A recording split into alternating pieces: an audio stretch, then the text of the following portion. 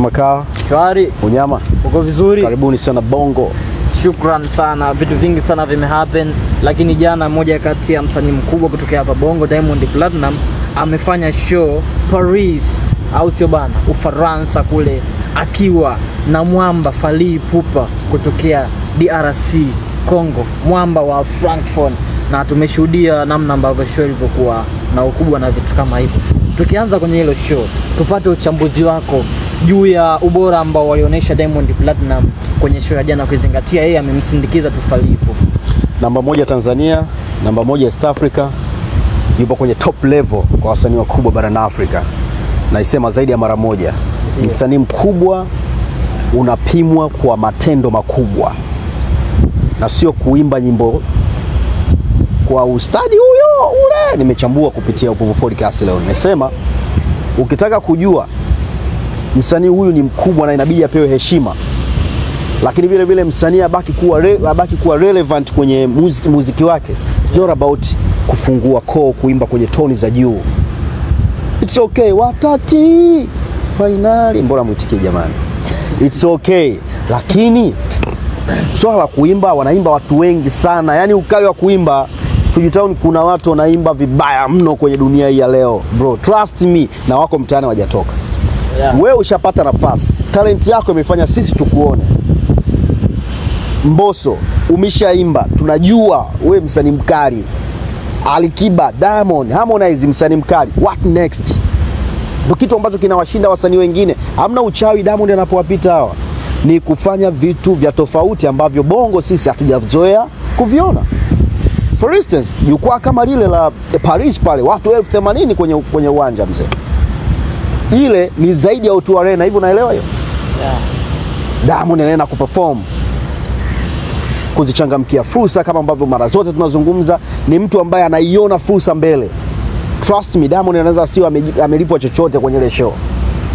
Ni yeye, tiketi yake ya ndege na watu wake wameenda Paris kuangalia jicho la fursa, which is wasanii wengine hapa hatuwaoni.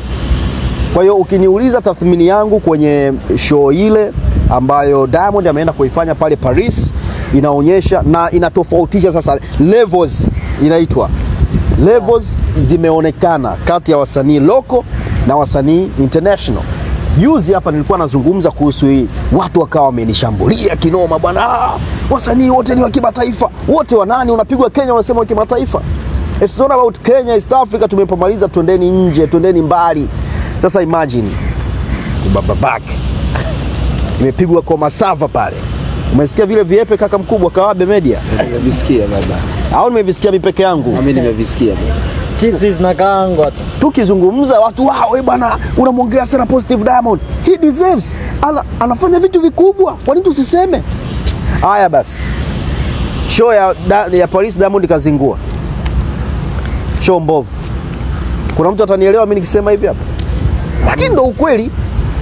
Diamond ameenda na hakuna mtu ambaye alitegemea. By the way, mimi nilianza kuchombeza kwenye Insta yangu, nikasema I wish msanii kama Diamond timu yake ilobi michongo waende kushow up. Diamond ngoma zake zimeshaenda. Nilisema hiyo mimi. Diamond ngoma zake zipo duniani, lakini yeye hajaenda. Na leo mimi nitamchana katika vitu ambavyo Diamond anazingua ni kuendelea kubaki Tanzania. Kosa kubwa sana. Diamond nyimbo zake zinasikilizwa sana nje. Na ukitaka kujua alivyopigwa kwa Masava pale kwenye ule uwanja, uliona vitu vilivyojibu. Wasanii wengi Nigeria. Bro, Nigeria msanii ana ngoma hii moja tu, akiachapa pap anahama. Unamshangaa makazi yake yapo London, yapo sijui Los Angeles. Sio kama umeelewa? Yeah. Ni rahisi kufikika, kuna vitu vingi vinafanyika, lakini pia wapo wengine kule. Kwa organization ya kukutana na kufanya muziki inakuwa rahisi zaidi. Kwa Diamond Bongo, Zuchu yupo tu, sio? Ndio. Atarudi kumsalimia hapa. Unless otherwise amchukue kama David waende wakakaa yote Marekani. Kama sio Marekani aende London, kama sio London aende Paris. Maeneo ambayo unaona watu wengi wa burudani wapo. Kuna zile Paris Fashion Week ambazo yeye mwenyewe alienda 2024, si ndio bana? Yeah. lakini vile vile kuna show kubwa za wasanii zinafanyika. Kwa hiyo ni katikati, eneo ambalo lina uwezo sasa kumvusha Diamond kutoka kwenye eneo moja kwenda eneo jingine. Tunahitaji kitu cha namna hii pekee, na mimi namuomba kama mchambuzi namba moja Tanzania, namwambie bwana mkubwa chambuzi hapa, kaka, makazi yako yawe state, sio tena Tanzania. Zuchu utakuja kumtembelea tu, Mama Dangote yupo, au sio bwana? Kabisa.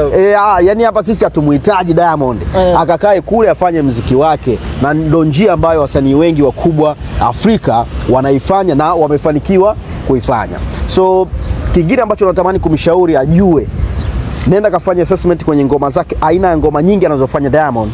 Unagundua hizi ngoma za Bolingo akiimba Kilingala zinapata mapokezi makubwa sana. Juzi tu hapa ametoa ile nani yake, ile live session performance yake ile. Umeona namna ambavyo Kongo kule na maeneo mengine clip ilipopokelewa? Watoto wazuri wanacheza, wanaji TikTok ile. Wachambuzi wa Kongo pia, kuna wachambuzi wa muziki, wewe alima picha nani mshamba wewe. Wachambuzi wapo kila kona, wanataka kule eti Tanzania ajira kaleta nani? Wewe umechelewa kuja mjini nini? Wote wanaishambulia. Siko, umeelewa kaka?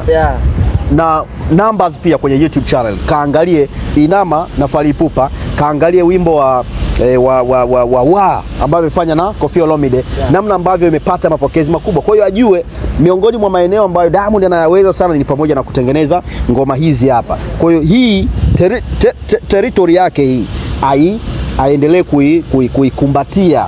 Ndio huko sasa unaona ukifanya hiyo, maanake una hit moja kwa moja Paris. Jamali na akili sana sema. Dr. Meneja wangu atanisaidia. Ngoja kwanza lete kwanza hapa. Unajua kwa nini Diamond ameenda kufanya show Paris? Ndio.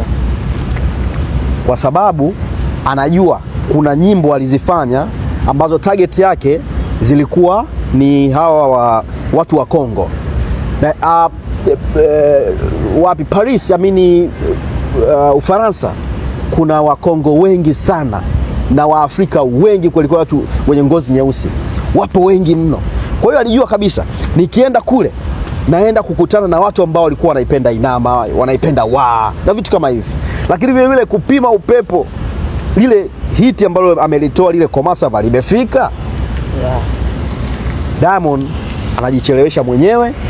Mimi nakwambia ukweli, sasa hivi anapaswa kuthubutu kuandaa show yake kwenye moja kati ya viwanja vikubwa duniani, kama sio arena kubwa. This time around isiwe tena Royal Albert Hall, Diamond aende O2 Arena. Kulikuwa na mada hapa inakuja hapa inazungumzwa juu ya issue ya, mimi niliuliza by the way, hivi kweli mna uhakika hakuna msanii ambaye ana uwezo wa kujaza uwanja kwa Mkapa pale? Watu wanakuja na hoja tofauti. Hakuna. Labda aweko Mwamposa pale.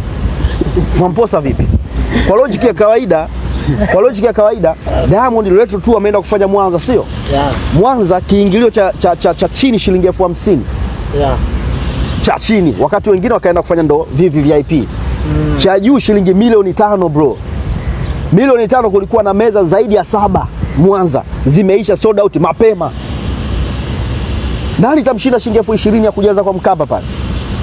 Na kumbuka Diamond hajafanya show Dar es Salaam muda. Kama kuna tajiri atie mzigo, mimi nakwambia Diamond anapiga sold out kwa Mkapa, tena show siku 2 kwa kiingilio cha shilingi 20,000 na wengine nje wanazimia. Unasikia au? Bwana Dokta, jana tumeona namna ambavyo Diamond amepanda pale kwenye uwanja mzito kabisa, kama ulivyosema, mashabiki 60,000, sio kitu kidogo, ni kitu kikubwa sana, zaidi ya uwanja wa Mkapa. Uwanja Mkapa unaingiza 60,000. Tumeona namna ambavyo Diamond alivyokuwa mkubwa, kwa sababu kuna clip ninaziona mitandaoni, mashabiki pia wanaimba nini na nini. Diamond amewezaje kutengeneza huu ukubwa wake mpaka anaenda maeneo kama ya Ufaransa na watu wanampokea na vitu kama hivyo vinalipuka? Ukiachana timu ambayo amekuwa nayo Diamond, jamani, mastermind, risk taker. Diamond haoni kazi kuweka shilingi milioni 700 hapa kwenye biashara yake ya muziki. Ushamsikia Salamu SK anaojiwa, anazungumza mwenyewe, ana historia yake. Video ya kwanza kushoot sijui aliuza kabisa gari yake akaenda kutia hela ili itoke clear. Diamond, umeona zile, umeniuliza wamewezaje, sio?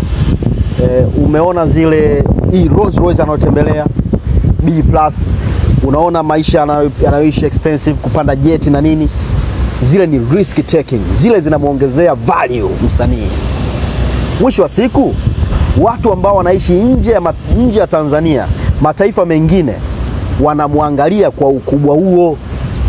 Yaani wewe haiwezekani wewe mfumo wako wa maisha unaishi chini ya $1, alafu ukipata endorsement unategemea watu wakupe $5,000. Haiwezekani, ni ngumu.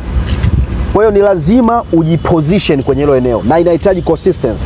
Diamond ameongelea kuhusu show kufanya kwa $100,000 since 2014 kwenye interview ya The Spora Show. Leo hii Diamond ametangaza bei yake ya kufanya show ni $200,000 bro. Milioni 500 plus hiyo. Umeelewa hiyo? Yeah. Diamond pia mjanja wa kutengeneza. Unajua Diamond ni mwanamuziki lakini ni mfanyabiashara. Mfanyabiashara kwa namna gani? Kuna msanii anatengeneza muziki mzuri ambao mimi kimsingi kama wewe una focus na biashara sikushauri ufanye. Diamond anatengeneza muziki ambao unauza. Na ndio maana kuanzia mwaka 2023, 24, 25 hakuna msanii yeyote Tanzania ametengeneza hit song zilizovuka mipaka ya nje zaidi ya Diamond, Jux na Rayvanny. Kuanzia 23 mpaka sasa hivi 2026, nenda kafanya research. Haipo. Ndakutajia. Rayvanny amepeleka Mama Tetema, zile remix zile zimeondoka. Jux amepeleka God Design. Diamond na enjoy ya nani? Enjoy ya Jux sisi. Diamond anapeleka Komasava. Sijui Sasampa, zimetembea zaidi. Yeah. Kwa hiyo ni mtu ambaye anajua technique ya kufanya, which is wasanii wengine Tanzania inabidi wajifunze, unless otherwise mimi nitajisikia vibaya sana nikiona watu wamekaa wenye akili timamu na wanamaanisha kabisa wanamlinganisha Diamond na msanii yoyote Tanzania hii, kwa sababu anawazidi mambo mengi. Na mimi nilikuwa na washauri wasanii, hakikisheni mnafanya vitu ambavyo vitakuja vinaacha legacy, ili hata sisi siku tukisema tunataka kuwalinganisha tusione haya. Yani mchambuzi kuna mtu anasema sema unajua fulani yule mbaya kuliko Diamond. Yani hiyo nguvu unaitoa wapi? Yeah. Wakati show zako wewe ukienda unafanya za Mwenge, unaimbia birthday watoto wadogo, utaweza?